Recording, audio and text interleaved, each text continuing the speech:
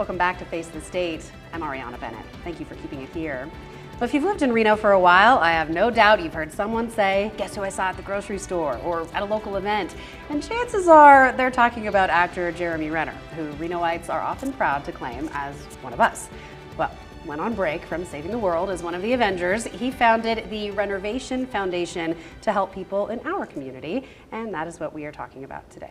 Valieria Koss from the Rennervation Foundation is here with me now. Thank you so much for coming on the show. Thank you so much for having me. It's an honor. I am so happy to have you. It's such a cool foundation, and I know it's like Reno's favorite celebrity because he lives here.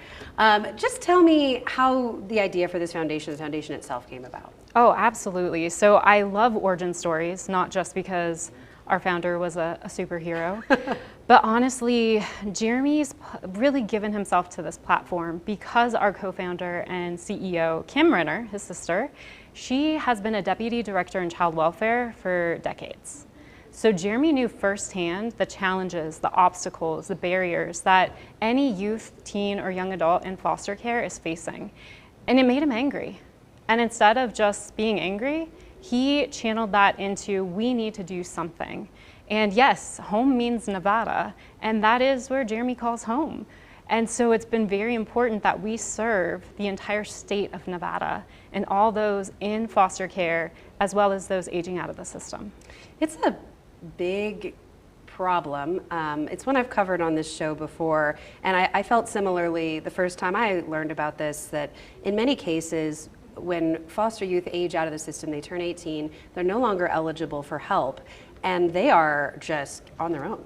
I mean, just kind of released into the world with no support system.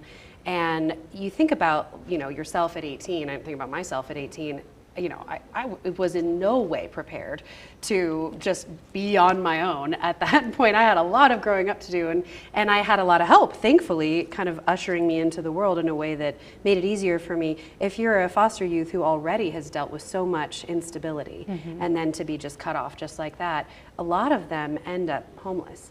And it's horrible that we are failing them in this way.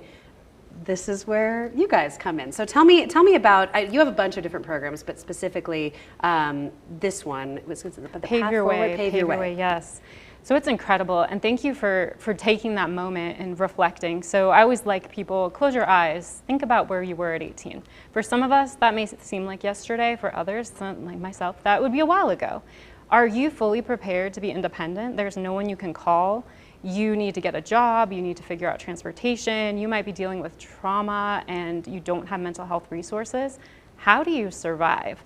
So many of our young adults age out of the system without anyone, without community, without the basic life skills they need to thrive. And there's some amazing people doing incredible work in child welfare, but the system was not built to raise our children. And so that's why our Pave Your Way program, everything we do at Rennervation Foundation is collaboration, and it's filling the gaps. So we found one of the biggest areas is those aging out of the foster care system. We had almost 150 young adults age out in 2025. And so it was just in July of last year that we had extended foster care, and that now raises it up to age 21. But even then, are you ready? Are you self-sufficient? Do you have those skills? So our Pave Your Way program is open to anyone in the state of Nevada with lived experience in foster care, age 16 to 24. Then they work with our case manager. We have wraparound support. We have incredible community partners that help in all the key areas of mental health and wellness, apprenticeship, college and career, life skills, financial literacy, everything they need to be supported. And then most recently, we are honored we are able to open up our housing component. And what makes our housing component different is its scattered site model. So it really allows them to have complete independence. They're still working weekly with our case manager and all our other community partners, but they have for the first time ever their own address, their own space, and our incredible partnership with Sense of Home is based in Los Angeles, and they came up for the first time to Northern Nevada to fully furnish these apartments and put in everything you could dream of that our young adults need to really start their next step in their journey. I love that. This is such a cool episode of kind of filling the gaps where they needed these specific hyper-local solutions. So when they're in that program, obviously there's big wraparound services. There's a lot of things that need to happen there, and every single one of those costs money. So tell me about, the money piece of it. Where is it coming from? 100%. So I think sometimes there's a misperception in the community that our co-founder really is a celebrity. So he must be funding all of this, but no, we are a 501c3 nonprofit.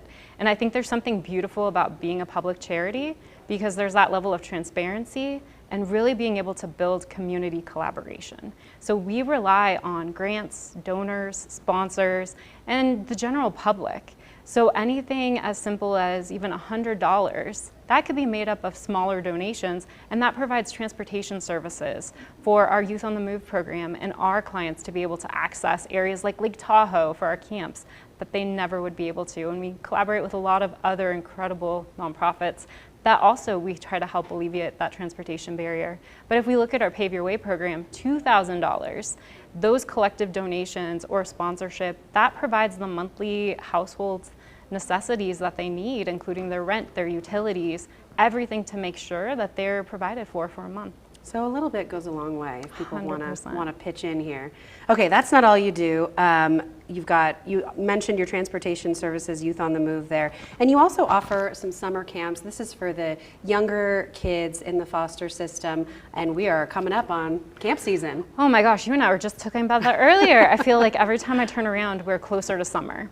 And so we are in full swing of planning year 3 of Camp Rennervation.